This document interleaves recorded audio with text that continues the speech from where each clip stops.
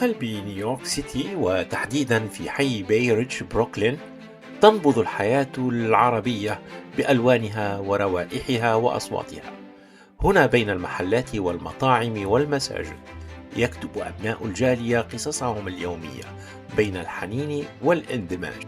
وفي هذا الجو المليء بالحكايات نبدأ جولتنا من أمام مكتب الأستاذ المحامي فراس الرافعي، حيث يحمل اسمه حضورا واضحا في قلب الحي.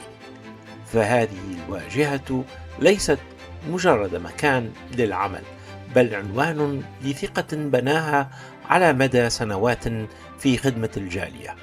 ومن هنا ننتقل إلى شوارع بيرج السكنية، الحي الذي يحتضن مكتبه ويجمع بين الهدوء والحضور العربي الذي يملأ المكان دفئا وحنينا. وعلى بعد خطوات ينكشف لنا المشهد البحري الذي يؤثر العين، مدينة منهاتن تلوح في الأفق، وجسر فيرزانو يمتد شامخا فوق المياه، بينما تظهر ملامح جزيرة ستة آيلاند في الخلفية لتذكرنا بأن نيويورك مدينة تجمع بين التنوع والترابط بين أحيائها. هذه اللقطات ليست مجرد مشاهد، بل جزء من البيئة اليومية التي يعمل فيها الأستاذ فراس الرافعي ويخدم من خلالها أبناء الجالية العربية. والآن دعونا نستمع إلى الأستاذ فراس الرافعي وهو يشاركنا رؤيته وقصته ورسائله للجالية في الولايات المتحدة الأمريكية.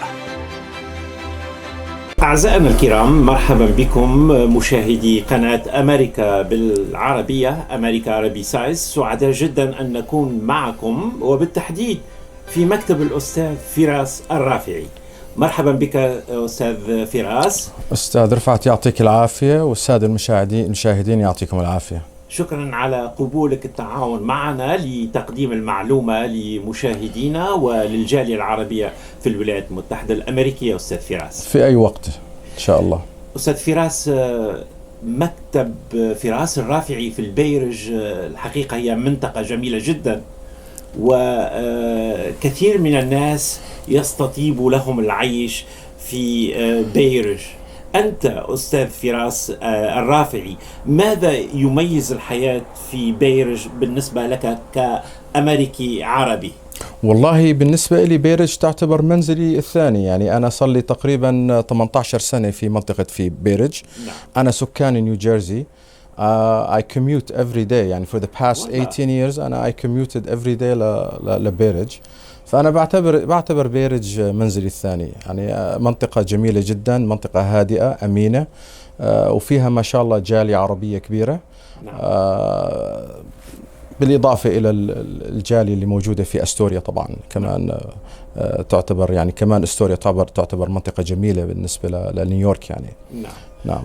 أستاذ فراس، يعني شخصيا كيف تحافظ على هويتك الثقافية ولغتك العربية في هذا الحي؟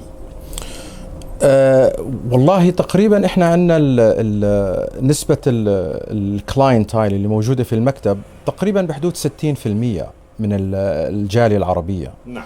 فسبحان الله يعني نضطر انه نتكلم اللغة العربية يعني بشكل دائم مع زبايننا احنا هون في المكتب. وهذا اشي طيب، يعني انك تشوف الجالية انها بتكبر يوم بعد يوم. وطبعا هذه اللغة العربية هي لغتنا، لغة القرآن ولغة الضاد، من أجمل اللغات العربية اللغات الموجودة في العالم. وأنا شخصيا يعني أنا أستمتع فيها، وبعلم أولادي طبعا أنهم يتكلموا اللغة العربية في المنزل. طبعا هم انولدوا هون وعاشوا في أمريكا، فتعرف أنت خارج المنزل بتكلموا اللغة الإنجليزية بشكل منتظم، لكن في البيت إحنا من عاداتنا وتقاليدنا نتكلم اللغة العربية. نعم.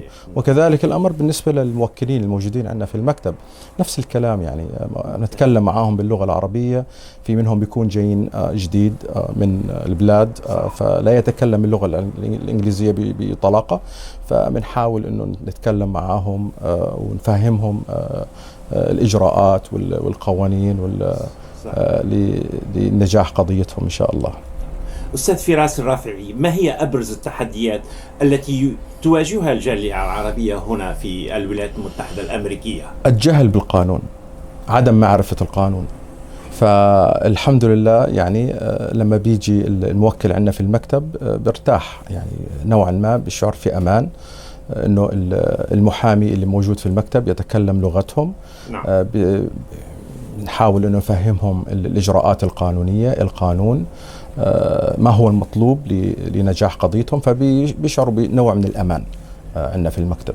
والحمد لله يعني هذه ميزة طيبة في المكتب يعني. أستاذ فراس الرافعي، هل ترى أن الجالية العربية أصبحت أكثر حضورا وتأثيرا في مدينة نيويورك؟ أكيد في تزايد مستمر الحمد لله. يعني احنا عندنا أول هب موجودة من JFK هي بيرج. تقريبا بيرج بعيدة عن مطار جون كينيدي تقريبا بحدود هاف ان اور، يعني تقريبا نص ساعة بدون ترافيك يعني تقريبا. فأول محطة موجودة للجالية العربية هي محطة بيرج. ففي أنا شعرت في زيادة عدد الجالية العربية اللي موجودة في هذه المنطقة بشكل كثير يعني. وهذا إشي طيب يعني. نعم. أستاذ فراس، نود أن نقترب إليك أكثر.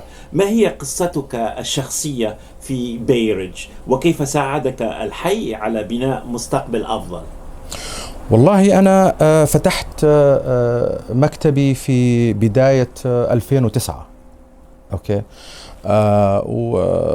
والتحقت في الجمعية العربية اللي موجودة على الخمسة أفنيو.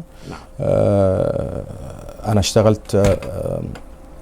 اشتغلت محامي لهذه الجمعية لمدة تقريبا ما يقارب من 3 سنوات إلى 4 سنوات. هذه الخبرة اللي اكتسبتها من الجمعية، أنا تقريبا اسمي صار منتشر في السوق بشكل يعني واضح. برضو كمان التحاقي في الجوامع والتعامل مع المدراء الجوامع اللي في المنطقة، برضو كمان كان هذا سبب من أسباب نجاحي في هذه المنطقة. وأنا أشكر الجمعية العربية الأمريكية في بيرج وكل من يقوم على إدارتها، وأيضا المجتمع العربي بشكل عام والقائمين على الجوامع اللي موجودة في المنطقة. يعني كل هذا كان الصحيح يعني صراحة يعني كان ساعدني في معرفة اسمي في المنطقة. نعم. أستاذ فراس، حسب ما لاحظت أنه أكثر المحامين العرب هم من أصول أردنية. ما ميزة هذا التخصص للجالية الأردنية في سلك المحاماة؟ والله لا، في جنسيات أخرى أستاذ رفعت. فلسطينيين، نعم مصريين. نعم موجود فلسطينيين، يمنيين، فلسطينيين. نعم بس من أعرف أردنيين. نعم الجماعة الأردنيين. والله لا أعرف السبب، لكن دراسة مثلا في الأردن. قد تكون الدراسة في الأردن، يعني إحنا درسنا قانون في الأردن. نعم. والتحقنا في جامعة قانون في الولايات المتحدة الأمريكية هون. أنا شخصيا التحقت في جامعة قانون في لونج آيلاند في نيويورك، اسمها تورو لو سكول. فقد يكون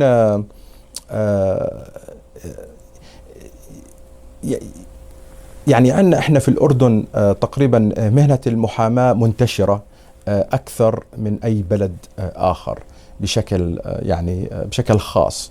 فقد يكون هذا هو العامل المساعد، انه يكون في مثلا محامين من الأردنيين بشكل اكثر من الجاليات الاخرى. قد يكون هذا السبب، انا لا اعلم، لكن في الأردن نعم هو مجال مهم كل من يلتحق في مجلس الأمة أو كذا إلى آخره تجد أنه خلفيته القانونية أو العلمية هي القانون. نعم. أستاذ فراس، ما هي أبرز القضايا القانونية التي تواجهها الجالية العربية في نيويورك، وكيف يمكن التعامل مع هذه القضايا؟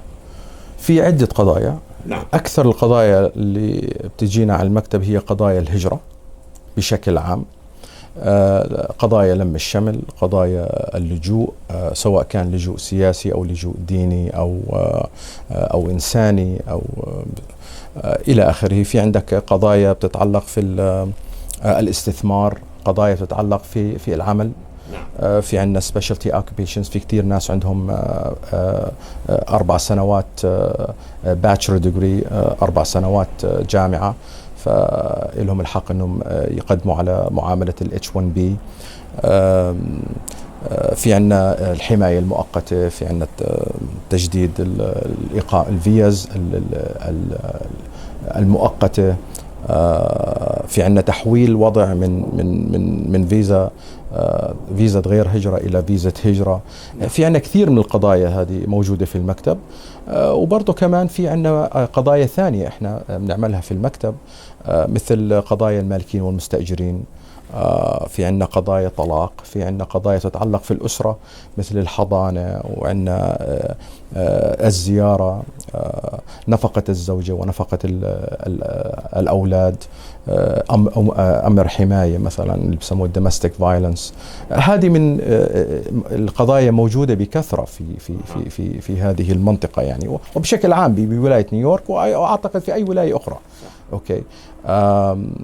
وكمان في مكتبي يعني we handle chapter 7 bankruptcy كمان، هذا كمان common كثير، هذا موجود عندنا في المكتب، اللي بيقدموا على طلبات اللي هي بسموها محو الدين، اللي موجود عليهم، بسموها liquidation process chapter 7. أشكرك كثيرا على هذه الدردشة الخفيفة معك. الله يخليك. الله يخليك. في هذا اللقاء الأول وفي ختام الجزء الأول، لو أعطيك الميكروفون وتعرفني بالأستاذ فراس الرافعي المحامي اليوم، أين وصلت؟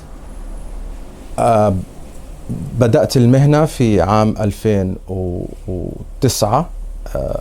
طبعا أنا اشتغلت إذا بدك تتكلم عن خبرتي القانونية قبل ما أفتح مكتبي الخاص، أنا بدأت تقريبا من 2005.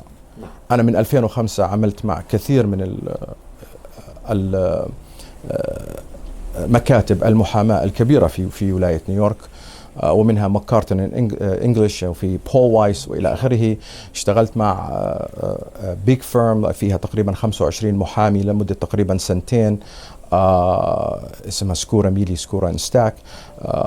ومن ثم اشتغلت في مكتب في ميد تاون مانهاتن، كان مختص في قضايا الهجرة، اسمه تشاتري اند اسوسييتس. وبعدين تقريبا في 2009 بدأت في مجالي، فتحت مكتبي الخاص اللي هو في بيريدج، المكتب الحالي الآن. أنا مرخص في ولاية نيويورك، أيضا مرخص في محكمة الفيدرالية اللي هي الساذرن ديستريكت اللي موجودة في منهاتن. أيضا مرخص في ممارسة مهنة المحاماة في الفيدرال كورت في الإيسترن ديستريكت اللي موجودة في بروكلين. أيضا أنا مرخص لممارسة المحاماة في ولاية نيوجيرسي. ومرخص لممارسة المحاماة في المحكمة الفيدرالية اللي هي الديستريكت كورت تبع نيوجيرسي. نعم. وأخيرا أستاذ فراس، بلغني أنك فتحت كذلك مكتب في نيوجيرسي. نعم، فتحنا مكتب بحمد الله، تم فتح المكتب في ولاية نيوجيرسي. فتحته في تقريبا بداية شهر 8/2025. هو موجود على المين ستريت في باريسون نيوجيرسي. نتمنى لك التوفيق. الله يخليك، بارك. بهذا الحوار مع الأستاذ المحامي فراس الرافعي نكون قد استمعنا إلى تجربة شخصية ومهنية تعكس حضور الجالية العربية في نيويورك بين الحفاظ على الهوية ومواجهة التحديات القانونية والاجتماعية. قصص كهذه تؤكد أن العرب في أمريكا ليسوا مجرد جالية، بل قوة فاعلة تساهم في بناء مجتمع أكثر تنوعا وعدلا.